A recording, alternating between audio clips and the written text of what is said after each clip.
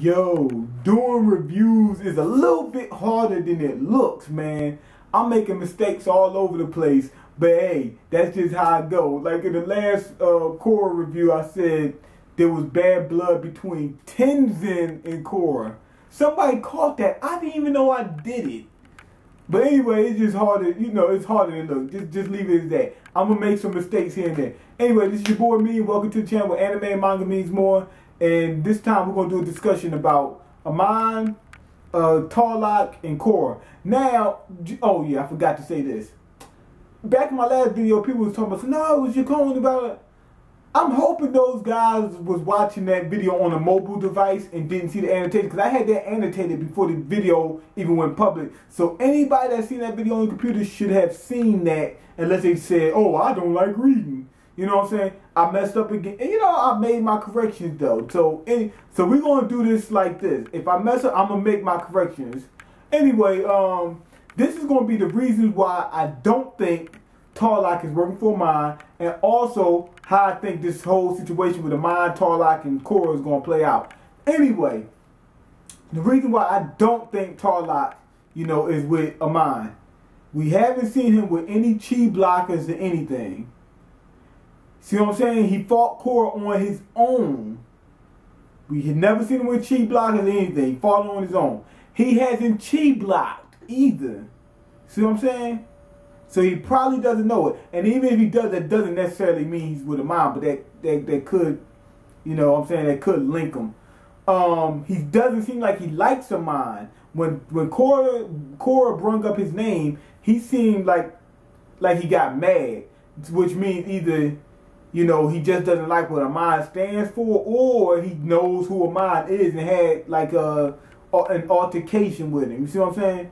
So that could be the case. That's why I don't think, Tarrlok's with Amon. Another thing is this. Tarrlok seems like he's an advocate bender. Not just advocate, seems like he's a bender supremacist. Sort of like, what's that dude name from Apocalypse? See what I'm saying? Like a supremacist. But better than, the non-bender. Reason being, because you see how he locked him up and all, how he was rounding up non-benders and stuff like that. He said all non-benders and stuff like that. I don't think Amon would do something like that. Now, Amon could say, okay, the ends justify the means, so I'm willing to do this to my own people. But he doesn't seem like that kind of guy. Some people said that Tarrlok is Amon. I think they're trolling. But if what Amon said is true, Amon is a burn victim or something like that, I think.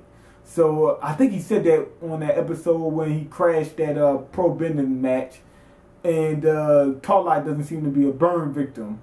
But anyway, some other reasons why I don't think Tarrlok is with Amon.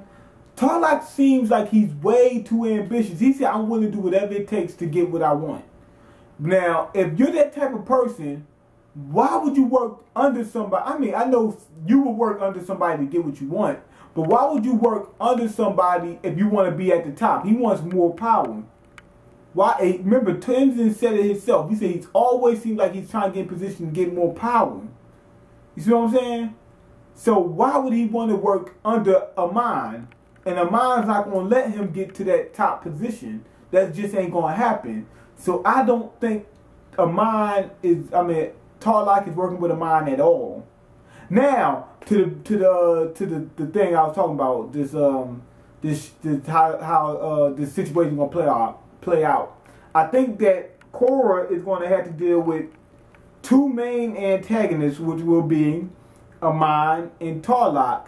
But she might also have to deal with a secondary one, Asami.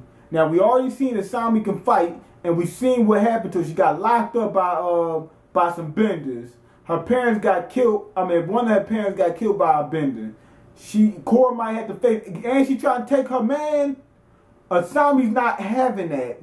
She might have to face Asami before she faced Tarrlok and Amon. See what I'm saying? But anyway, let's get that out the way. So it might be a four-way battle, but I think it's almost definitely a three-way. Tarrlok, Amon, they're both on opposite ends. Tarrlok was, he was just harassing non-benders. Amon, he's you know, he's taking away, I'm going to say harassing, no. He's taking away Bender's bending abilities. He's not really harassing him, but he is assaulting him. He's taking away, does that sound right? When I say assaulting, I mean he's taking away the bending. I don't know if that sounds right. I might be all wrong, but anyway, you know how hard reviewing is. Anyway, he's on the opposite spectrum where he's going against Bender's. So it seems like it's going to be a three-way thing. Now, I think Amon is probably going to be the top guy. Because he's an absolute threat to the Korra. You know what I'm saying? What you call him is too. Tarrlok. Because he could bloodbend. Now, what you call him? Amon and Tarrlok both have that trump card. That's why they seem like they're going to be that great of a villain. Because they both have a trump card. Amon can take away bending. Not only that, he can fight and he hits hard. Tarrlok, he can bloodbend. And you're not getting away from a bloodbender unless you know how to block that thing. You know what I'm saying? And not very many people know. Plus, the only known bloodbender that we knew about is Jacone, which a lot of people still didn't know about, and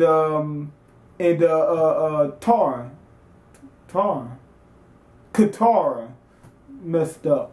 Katara. So who would want to train to block bloodbending? So he has a clear advantage over Korra. Also, Amon has a clear advantage over Korra. So it seems like she's going to have to find a way to beat Tarrlok and beat Korra. I mean, she's not going to beat herself. Beat Amon and beat Tarrlok.